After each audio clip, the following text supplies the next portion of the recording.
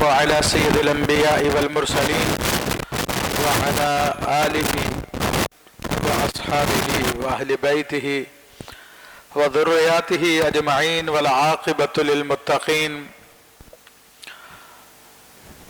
مولاي صل وسلم دائما أبدا على حبيبك خير الخلق كلهم. رب اشرح لي صدري ويسر لي أمري واحلل عقدة من لساني يفقه قولي.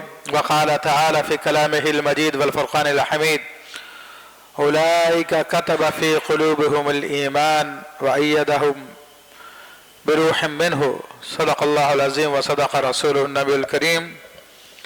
معزز حاضرین کرام، گزشتہ 3 جمعوں سے میں آپ کے سامنے امام اہل سنت، مجدد دین و ملت، عظیم البرکت، عظیم المرتبت الشاہ امام احمد رضا خان علیہ الرحمن کی حیات طیبہ کے حوالے سے، آپ کے علمی کارناموں کے حوالے سے گفتگو کر رہا ہوں.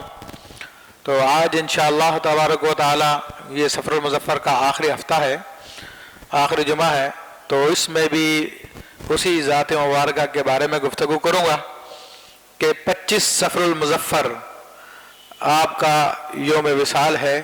پوری دنیا میں آپ کا عرس منایا جاتا ہے. میں نے آپ کے سامنے آپ کے بچپن کے حالات، آپ رحمۃ اللہ تعالی علیہ کے شاعری کے حوالے سے، آپ کے علمی کارناموں کے حوالے سے کچھ گفتگو کی تھی. آج میں خاص گفتگو کرنا چاہوں گا آپ رضی اللہ تعالیٰ کی روحانیت کے حوالے سے، کیونکہ امام اہل سنت فاضل بریلوی رحمۃ اللہ تعالی علیہ عمومی طور پر ایک عالم اور مفتی کی حیثیت سے مشہور و معروف ہیں. روحانی جہت عام طور پر لوگوں کے سامنے پوشیدہ ہے، لوگ اتنے واقف نہیں ہیں. تو الحمدللہ آپ کامل اولیاء کرام میں سے ہیں جو اپنے زمانے کے سردار ہوتے ہیں، کیونکہ اللہ جل شانہ کی یہ سنت ہے اور نبی علیہ الصلوۃ والسلام کی حدیث مبارکہ سے یہ ثابت ہے کہ ہر زمانے میں نبی کریم صلی اللہ علیہ وسلم کا نائب ہوتا ہے، اور پھر اب سرکار غوث عالم صلی اللہ علیہ وسلم، سرکار غوث اعظم رحمۃ اللہ تعالی علیہ کا نائب ہر زمانے میں ہوتا ہے. تو جسے غوث زمان کہتے ہیں، اس غوث زمان کے ساتھ اس کے 2 وزیر ہوتے ہیں. ایک وزیر راست ہوتا ہے، ایک وزیر چپ ہوتا ہے، دائیں ہاتھ کا وزیر، بائیں ہاتھ کا وزیر. یہ وہی ترتیب ہے جو نبی علیہ الصلوۃ والسلام کی ترتیب ہے. جیسے حضور نے یہ فرمایا کہ میرے 2 وزیر آسمانوں میں ہیں، 2 وزیر زمین میں، ابو بکر و عمر. تو اسی طرح سے یہ جو روحانی سلطنت ہے اس کا بھی سارا نظام اسی پیٹرن پہ، اسی ترتیب پہ چلتا ہے. اور اس غوث کے 2 وزیر ہوتے ہیں، پھر 2 نقبہ ہوتے ہیں، 2 نجبہ ہوتے ہیں، پھر 7 اوتاد ہوتے ہیں. وتد کہتے ہیں کیل کو. تو زمین کو یہ قائم رکھنے کے لیے ہوتے ہیں، اور 7 بر اعظم ہیں، ان 7 بر اعظم کو قائم رکھنے کے لیے 7 اوتاد ہے. ہر ایک کی ڈیوٹی اپنے اپنے بر اعظم میں ہوتی ہے. پھر اس زمین کے معاملات کے اندر تبدیلی کرنے کے لیے 40 ابدال ہوتے ہیں جو ہر زمانے میں 40 کی تعداد میں پائے جاتے ہیں، اور ان کا مرکز شام میں ہے، دمشق میں ہے، جو حدیث کریمہ میں آیا. شام کے بارے میں فرمایا کہ میری امت کے ابدال شام میں ہوں گے. تو ان کا مرکز ہوتا ہے. باقی ڈیوٹیاں ہر ایک کی کہاں کہاں ہوتی ہے وہ ایک الگ معاملہ ہے، کس کس جگہ پہ کس کس کی کیا کیا ڈیوٹی ہے. تو روحانی سلطنت کا میں ذکر کر رہا. پھر ان ابدالوں کے اندر مختلف اولیاء کرام ہوتے ہیں جو تقریباً 360 کی تعداد میں ہوتے ہیں. یہ ایک خاص یعنی گیزیٹڈ پوسٹس ہوتی ہیں روحانیت میں، جن کو اولیاء تکوینیہ کہتے ہیں. ویسے تو اللہ تبارک و تعالیٰ کے قدرت کے معاملات ایسے ہیں کہ اس دنیا میں ربوبیت کا ظہور ہے کہ ایک کوئی بھی چیز جب پیدا ہوتی ہے آل آف سڈن اچانک وہ بڑی نہیں ہو جاتی ہے، بلکہ درجہ بدرجہ، درجہ بدرجہ وہ اپنے عروج کو پہنچتی ہے، جس کو کہتے ہیں ربوبیت کا شاہکار، ربوبیت کا کمال اس میں ہوتا ہے. لیکن اللہ کی ایک صفت کن ہے کہ جس میں ٹائم نہیں لگتا، بس وہ کہتا ہے ہو جا تو ہو جاتی ہے، وہ اس میں دیر نہیں لگتی ہے. تو یہ صفت کن جو ہے، اس کن کے تحت اولیاء کرام ہوتے ہیں جن کو میں نے ذکر کیا ہے کہ ان کے لیے نہ وقت کی کوئی قید ہوتی ہے، نہ فاصلوں کی کوئی قید ہوتی ہے، نہ ان کے لیے دور و نزدیک کا مسئلہ ہوتا ہے وہ اشارے میں جو چاہے کر سکتے ہیں، یہ اللہ کے خصوصی اختیارات ہوتے ہیں جو ان کو تفویض کیے جاتے ہیں، پھر وہ اللہ کے حکم کے مطابق سارے کے سارے معاملات کر رہے ہوتے ہیں۔ تو ہر زمانے میں یہ ہے۔ پھر اور بھی بہت ساری اقسام ہیں اولیاء کرام کی جو مختلف کاموں پہ معین ہیں۔ تو ان اولیاء کرام میں جو سب سے بڑا مرتبہ وہ غوث کا ہے، جسے ابن الوقت کہا جاتا ہے۔ پھر ایک دوسرا مرتبے کا ہوتا ہے جو قطب مدار کہلاتا ہے، ابو الوقت ہوتا ہے، وہ اللہ جل شانہ سے فیض لیتا ہے اور قطب اس غوث کو تفویض کرتا ہے۔ یہ غوث پھر آگے مخلوقات میں وہ فیض تقسیم کرتا ہے۔ تو امام اہل سنت اعلیٰ حضرت فاضل بریلوی رحمۃ اللہ تعالی علیہ کے بارے میں علماء نے، اولیاء نے گواہی دی کہ آپ اپنے زمانے کے غوث ہیں۔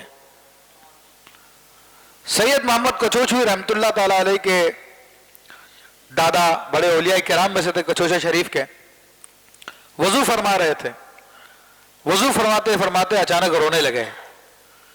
تو پوچھا گیا حضرت آپ کیوں رو رہے ہیں؟ فرمایا کہ میں نے دیکھا کہ ابھی فرشتے غوث وقت کی روح کو لیے جا رہے ہیں، کہ غوث وقت کا انتقال ہو گیا ہے، اور تھوڑی دیر بعد بریلی سے اطلاع آ گئی کہ سرکار اعلیٰ حضرت رحمۃ اللہ علیہ کا وصال ہو چکا ہے۔ تو یہ آپ کے ایسے معاملات تھے جن کی علماء نے بھی گواہی دی۔ اور پھر جبل پور کا آپ کا واقعہ بہت مشہور ہے۔ دیکھیں یہ جو اولیاء کرام ہوتے ہیں جن کو اولیاء تکوینیہ کہتے ہیں، یہ ہمارے تمہارے کام کے نہیں ہوتے، وہ جو کچھ کرتے ہیں اللہ کے حکم کے محتاج ہوتے ہیں۔ وہ کس وقت میں کس روپ میں کہاں ہو ان کا کوئی پتہ نہیں ہوتا، اور اگر آپ ان کو دعا کے لیے بھی کہیں گے تو دعا بھی نہیں کریں گے، کیونکہ وہ میں نے عرض کیا کہ وہ اللہ تعالیٰ کے حکم کے مامور ہوتے ہیں، جو ان کو کرنے کا حکم ہوتا ہے وہ کرتے ہیں، اس کے علاوہ کچھ نہیں کرتے وہ۔ تو یہ عجیب اللہ تعالیٰ کی حکمتیں ہیں، بڑے نظام ہے۔ اچھا پھر اولیاء کی دوسری جو اقسام ہوتی ہے وہ مخلوق کے لیے دعا بھی کرتی ہے، جو مسند ارشاد میں بیٹھے ہوتے ہیں وہ دعا بھی کرتے ہیں، سارے معاملات بھی کرتے ہیں۔ تو ان میں سے امام اہل سنت اعلیٰ حضرت فاضل بریلوی رحمۃ اللہ علیہ ایک مرتبہ جبل پور تشریف لے گئے۔ جبل پور آپ وہاں پر قیام کیا، زندگی میں پہلی مرتبہ آپ تشریف لے گئے تھے۔ تو آپ نے کہا کہ مجھے کسی سے ملنے کے لیے جانا ہے، تانگے والے کو بلوایا، تو آپ کا خادم آپ کے ساتھ تھا جس نے واقعہ بیان کیا۔ تو آپ نے تانگے والے کو ڈائریکشن دی، ادھر جاؤ ادھر جاؤ، ادھر موڑو ادھر موڑو۔ وہ کہہ رہا کہ میں زندگی میں پہلی مرتبہ تشریف لائے حضرت، میں حیران تھا کہ راستے کیسے پتا، کدھر جا رہے ہیں، کس کے پاس جا رہے ہیں۔ بہرحال ایک مندر کے سامنے جا کے وہ تانگا روکا، اس میں سے پھر ایک سادھو نکل کر آیا اور وہ اس سے کچھ بات چیت کیا آپ نے، اس کے بعد پھر آپ چلے گئے، کہا واپس چلو۔ تو میں نے عرض کی کہ حضرت یہ کیا معاملہ ہے، یہ ہندوؤں کا مندر ہے، اس میں سادھو بیٹھا ہوا، یہ کیا کر رہا ہے یہاں پر؟ کہا کہ یہ ابدال ہے، اس کی ڈیوٹی یہاں پہ لگی ہوئی ہے۔ تو کہا حضرت ابدال اس حال میں؟ کہا کہ آم کھاؤ پیڑ مت گنو، جو بتا دیا یہی کافی ہے تمہارے لیے۔ تو یہ ایسے ایسے عجیب و غریب معاملات ہوتے ہیں، اور یہ اللہ کی حکمتیں ہوتی ہیں۔ اس پر آپ حیران نہ ہو کہ وہ ہندوؤں کے مندر میں کس لیے بیٹھا ہوا، یہ اللہ جانتا۔ آپ کو معلوم ہے جب چنگیز خان نے حملہ کیا تھا بغداد پر، تو اس وقت شاہ محمد خارزم تھے غالباً، وہ ناصر الدین خارزمی، وہ اپنے لشکر کے ساتھ چنگیز خان کے مقابلے کے لیے آئے۔ تو چونکہ مسلمانوں کی حالت بہت خراب تھی اس وقت، آپس میں اختلافات میں لگے ہوئے تھے، اہل سنت کے راستے کو چھوڑ دیا تھا، دیگر معاملات میں الجھ گئے تھے۔ تو وہ حضرت ناصر الدین خوارزمی رحمۃ اللہ علیہ جب اس سے مقابلہ کرنے کے لیے اپنے لشکر کے ساتھ آئے، تو خود وہ نیک لوگوں میں سے تھے، تو انہوں نے دیکھا کہ سیدنا خضر علیہ السلام چنگیز خان کے لشکر کے ساتھ ہیں، اور کہہ رہے ہیں یا ایھا الکفرہ اقتلوا الفجرہ، اے کافرو ان فاجروں کو مارو۔ تو پھر ناصر الدین خوارزمی اپنے گھوڑے کو واپس لے گئے، اور اس کے بعد وہ کہاں گئے کسی کو نہیں معلوم، کدھر چلے گئے وہ۔ تو ایسا بھی ہوتا ہے کہ جب لوگ اللہ کی راہ کو چھوڑ دیتے ہیں تو اللہ دشمن کو ان پہ مسلط کر کر ان کو سبق دیتا ہے. تو آج ہمارے ساتھ جو کیفیت طاری ہے، جو ہم پر دشمن مسلط ہے، اس کی وجہ یہی ہے کہ یہ دشمن جو ہمیں مار رہا ہے تو اللہ سے غافل ہو چکے ہیں ہم لوگ اور دنیا داری میں لگ چکے ہیں مکمل طور پر. اس وجہ سے پٹائی ہو رہی ہے. اس کو یہ مثال سے سمجھ لیں، پیٹ میں جب گڑبڑ ہو جاتی ہے اور زہریلا مادہ پیٹ میں پھیل جائے تو حکمہ اطباء اس کو مسہل دیتے ہیں جس سے اس کو دست لگ جاتے ہیں، اور دست لگتے رہتے ہیں، وہ کمزور سے کمزور ہوتا چلا جاتا ہے، لیکن وہ حکمہ اس کو دست کو روکتے نہیں ہیں، بلکہ لگنے دو، اس کو جو زہریلا مادہ اندر سے نکلنے دو. وہ زہریلا مادہ نکلتا رہتا ہے، اور جب وہ بہت کمزور ہو جاتا ہے تب بھی نہیں روکتے، بلکہ اس کے معدے کی اصلاح کی دوا دیتے ہیں. پھر آہستہ آہستہ وہ پھر صحت مند ہو جاتا ہے.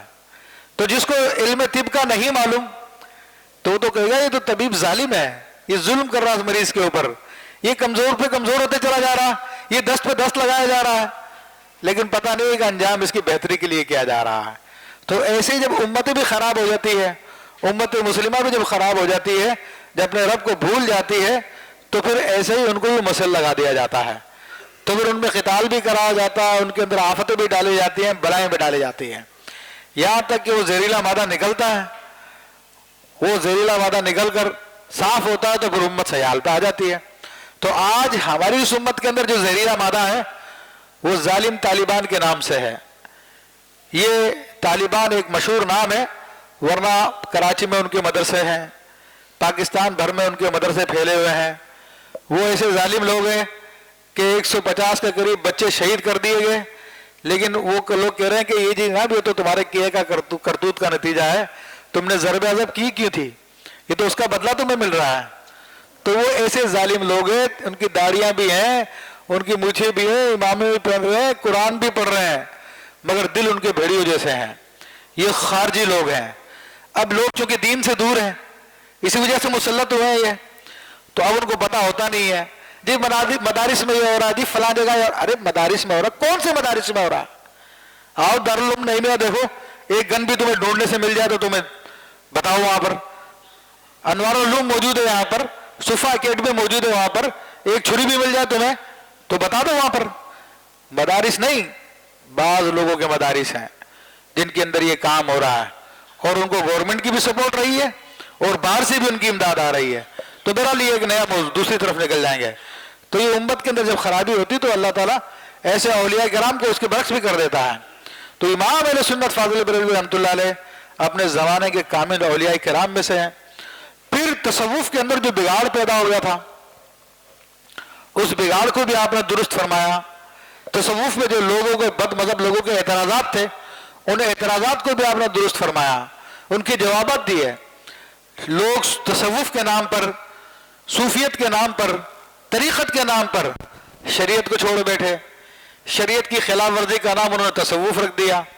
جناب نمازیں نہیں پڑھیں گے، ہم تو مکہ معظمہ میں نمازیں پڑھتے ہیں، مدینہ طیبہ میں نمازیں پڑھتے ہیں، ہمیں یہاں پہ پڑھنے کی کیا ضرورت ہے، اور تو اتنا لمبے لمبے بال کر لیں گے. یہ لوگوں نے کہا کہ بھائی آپ نے فرمایا کہ مرد کے لیے جائز نہیں ہے کہ وہ عورتوں کی مشابہت کرے، کہ حدیث شریف میں لعنت آئی ہے اتنے لمبے بال مرد کا رکھنا کہ جو کاندھوں سے نیچے تک چلے جائیں. کاندھوں تک کی اجازت ہے، کاندھوں سے نیچے جائیں گے تو وہ ناجائز ہے. تو دلیل دی گئی کہ جناب وہ صحابی رسول تھے حضرت ابو محذورہ رضی اللہ تعالیٰ عنہ، تو انہوں نے بھی اپنے بال بڑھائے ہوئے تھے کہ رسول اللہ صلی اللہ علیہ وسلم نے ان کے سر پر شفقت سے ہاتھ پھیرا تھا تو انہوں نے اپنے بال بڑھا دیے تھے، اور وہ بال بھی اتنے لمبے تھے کہ پاؤں کے قدم تک آتے تھے، اتنے لمبے کر لیے تھے انہوں نے، برکت کی وجہ سے کہ حضور کے ہاتھ لگے یہاں پر، میں ان کو کاٹوں گا نہیں. تو آپ نے فرمایا کہ سیدنا ابو محذورہ رضی اللہ تعالیٰ عنہ نے جو بال بڑھائے تھے پورے سر کے نہیں بڑھائے تھے، صرف ایک لٹ تھی جہاں پہ سرکار دو عالم صلی اللہ علیہ وسلم کا دست مبارک لگا تھا، اس ایک لٹ کو آپ نے بڑھایا تھا، باقی سارے بال نارمل طریقے سے رکھا کرتے تھے. تو اگر تمہارے سر پہ بھی حضور کا ہاتھ لگا ہے تو تم بھی بڑھا لو پھر نیچے تک، ہم تمہیں بھی منع نہیں کریں گے. اگر نہیں لگا تو رسول اللہ صلی اللہ علیہ وسلم کو جو عمومی سنت ہے اس کو تمہیں فالو کرنا پڑے گا. تو آج لوگ جاہلوں کو، ایسے صوفیوں کو جو دین کی خلاف ورزی کرتے ہیں ان کو بڑا سمجھتے ہیں، وہ جی بڑا پہنچی شخصیت ہے، وہ تو نماز کا اس کا ہوش نہیں ہے، شریعت کا اس کا کوئی ہوش نہیں ہے، دیگر بیٹھا گالیاں بک رہا ہے، یہ اس قسم کے معاملات ہیں۔ اور یہ میں آپ کو پہلے بتا چکا ہوں، اگر وہ اولیاء باطنیہ میں سے ہوا یا اولیاء تکوینیہ میں سے ہوا تو میرے اور آپ کے کام کا نہیں ہے۔ ویسے ہی وہ تو حکم الہی کا محتاج ہے، جو حکم ملے گا وہی کرے گا۔ اس کو حکم ملے مندر میں بیٹھ گیا وہاں بیٹھ جائے گا، اس کو حکم ملے چنگیز خان کے ساتھ لگ جا تو چنگیز خان کے ساتھ مل کر مسلمانوں کا قتال کرے گا۔ تو اس چکر میں لوگ چلے آتے ہیں جناب کوئی ولی ہوگا چھپا ہوا، وہ آپ کا کام کا نہیں ہے۔ آپ کا کام تو صاحب شریعت کو پکڑنا ہے۔ تو امام اہل سنت وہ بھی اصلاح فرمائی۔ پھر پورا آپ کا رسالہ ہے کہ لوگوں نے کہا کہ جناب یہ ظاہری علماء کسی کام کے نہیں ہے، یہ باطنی علماء جو صوفی کہلاتے ہیں وہ بڑے کام کے۔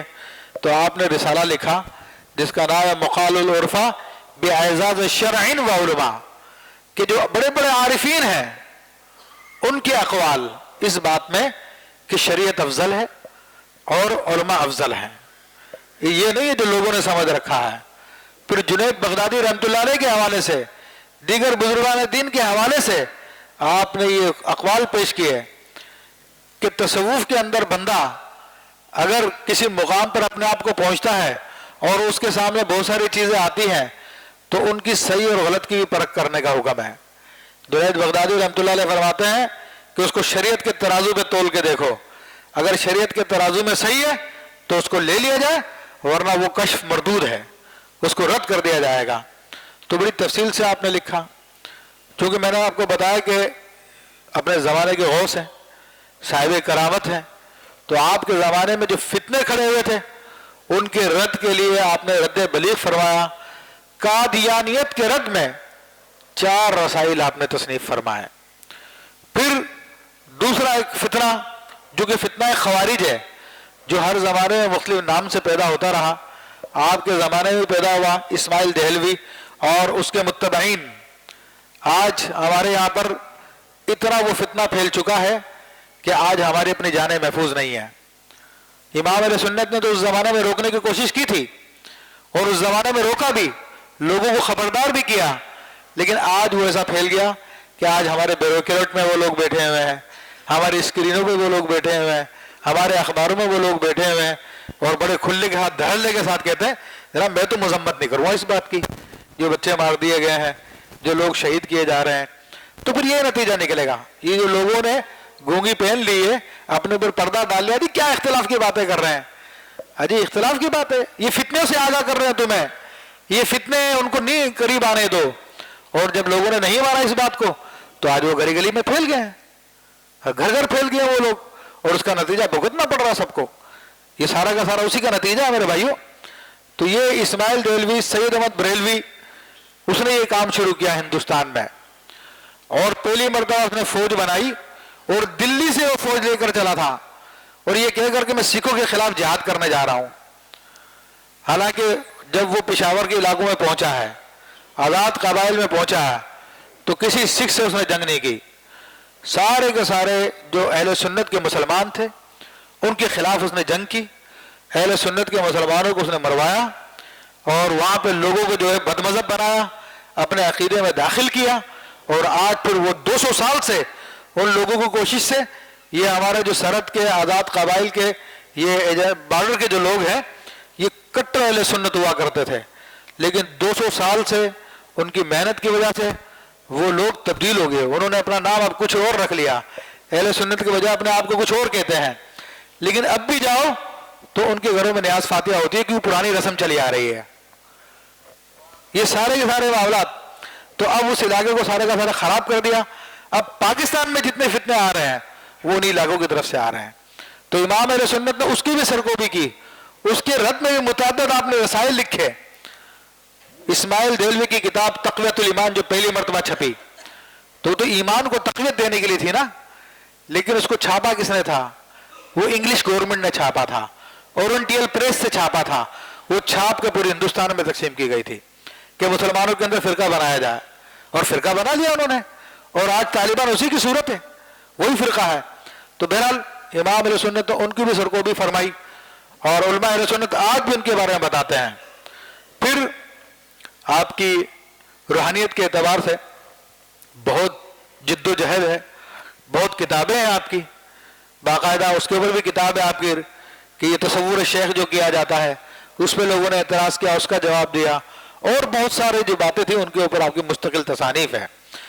جہاں تک آپ کی کرامتوں کا تعلق ہے تو آپ نہایت ہی باکرامت ولی اللہ تھے، اور دین پہ عمل کرنے کا تعلق ہے تو نہایت سختی سے دین پہ عمل کیا کرتے تھے۔ آپ رحمت اللہ تعالی علیہ دین کے نام پہ کبھی دنیا کو نہیں کمایا کرتے تھے۔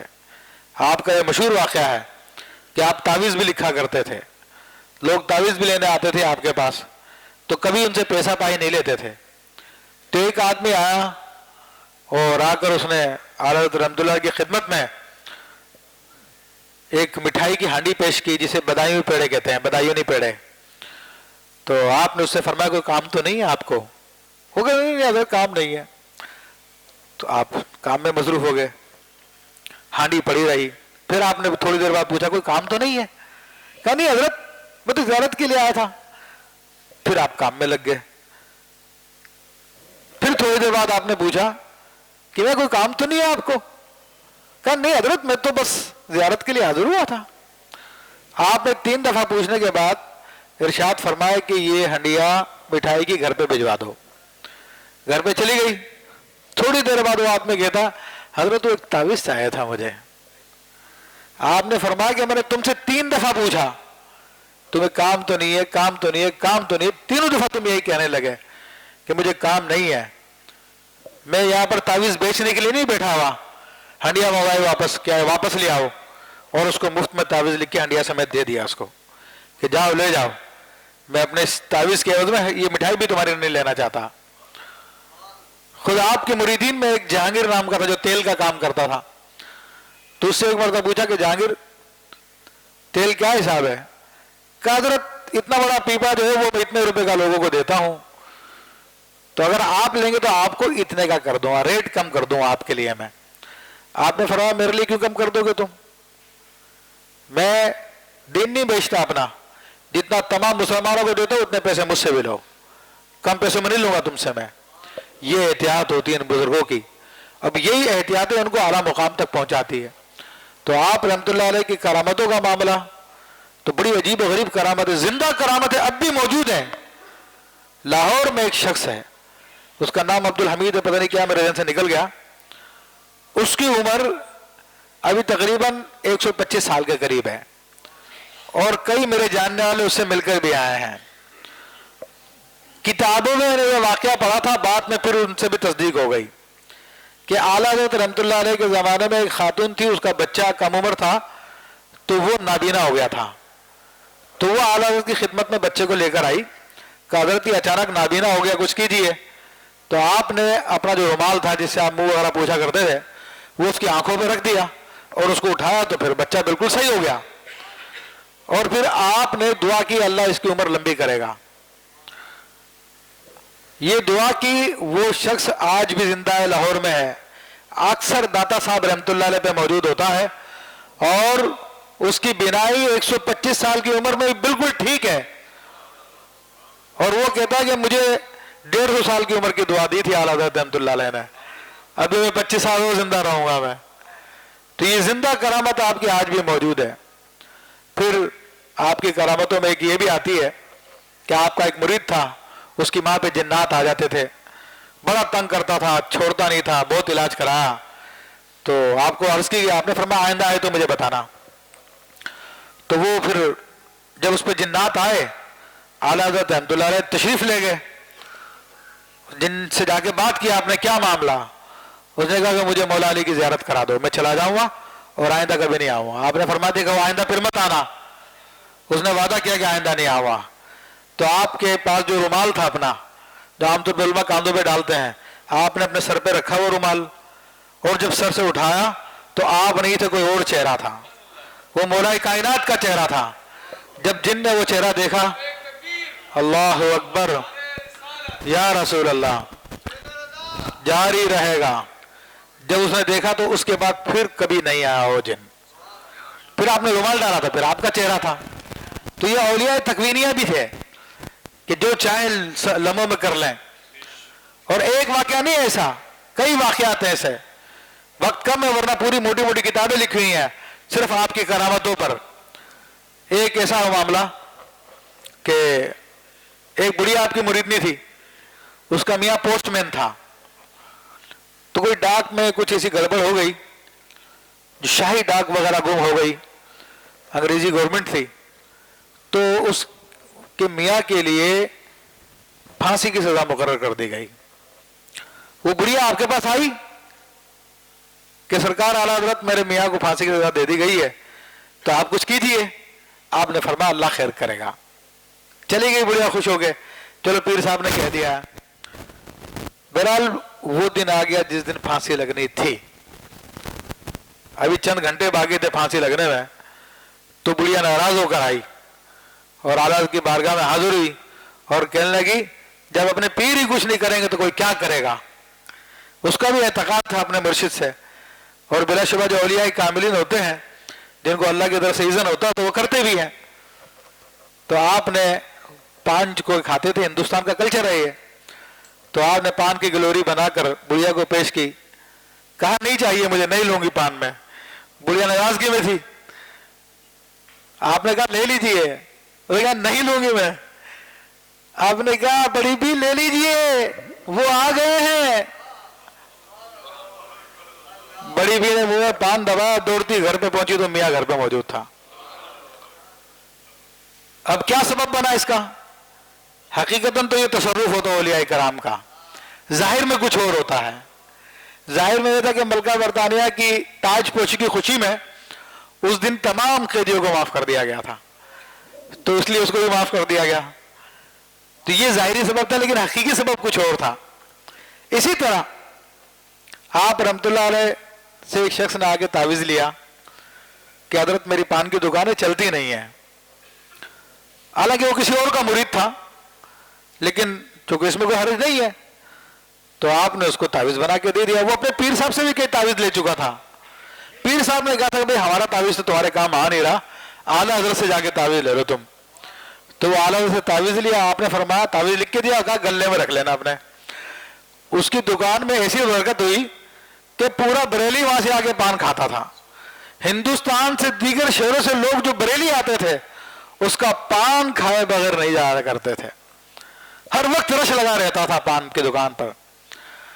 تو ان کے پیر صاحب نے کہا یار بڑا زبردست تعویذ دیا اعلیٰ حضرت رحمت اللہ علیہ نے، تو ذرا دیکھو تو صحیح کون سی چال کا تعویذ لکھا ہے، کیونکہ پورا فن ہے یہ، اس میں پورے باقاعدہ چالیں ہوتی ہیں، پورے طریقے ہوتے ہیں اس کے بھرنے کے لیے، پوری سائنس ہی ہے، پوری اس میں کیا کہتے ہیں جیومیٹری ہوتی ہے اس میں پوری کی پوری، اور اس کے پھر کلمات ہوتے ہیں، اس میں محنت ہوتی ہے۔ تو بہرحال انہوں نے تعویذ منگایا اور کھول کے دیکھا کہ کون سی چال کا تعویذ ہے، ہمارا تعویذ نہیں لگ رہا تھا اور ان کا تعویذ کون سا لگ گیا۔ جب تعویذ کھول کے دیکھا تو اس کے اندر کوئی چال نہیں تھی، صرف اتنا لکھا ہوا تھا صاحبو پان یہاں سے خریدو، صرف اتنا لکھا ہوا تھا صاحبو پان یہاں سے خریدو۔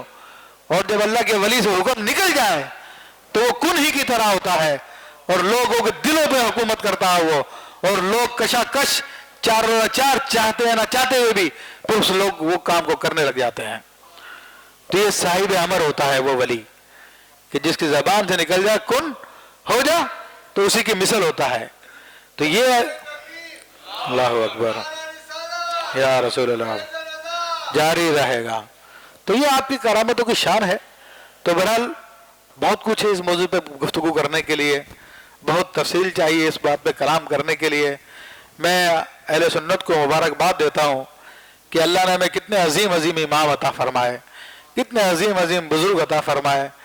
ماضی سے رشتہ صرف ہمارا ہی ہے، ماضی سے رشتہ اور کسی کا نہیں ہے۔ داتا صاحب بھی ہمارے ہیں، نظام الدین اولیاء بھی ہمارے ہیں، غریب نواز بھی ہمارے ہیں، غوث اعظم بھی ہمارے ہیں، شیخ احمد کبیر رفاعی بھی ہمارے ہیں، جنید بغدادی بھی ہمارے ہیں، ہاں تمام بڑے بڑے اولیاء اللہ ہمارے سلسلوں کے بزرگ ہیں۔ تمہارے پاس کیا ہے؟ ان کے پاس کوئی ماضی سے نسبت کوئی نہیں ہے، ماضی سے ان کا تعلق کوئی نہیں ہے۔ کسی بھی شخص کی گمراہی کے لیے بہت بڑی دلیل ہے کہ وہ ان بزرگان دین کو مانتا ہے نہیں مانتا۔ इनसे अकीदत रखता ही नहीं रखता। फिर आजकल तो उन्होंने ये काम भी शुरू कर दिए हैं, पीरी मुरीदी भी कर रहे हैं। ये भी लोगों को, क्योंकि मैं पिछले जुम्मे बताया था कि लोगों को गुमराह करने के लिए उन्होंने देखा कि लोग ऐसे नहीं मानेंगे, उन्होंने ये काम भी शुरू कर दिए। बहरहाल वक्त की आवाज़ है कि मुजद्दिद दीन व मिल्लत इमाम अहले सुन्नत अशाह इमाम अहमद रज़ा खान अलैहि रहमतुर रहमान ने जो तालीमात हमें दी, उन तालीमात को आम किया जाए, उन तालीमात को फैलाया जाए। उनकी तमाम तालीमात का निचोड़ वो इश्क और अदब है।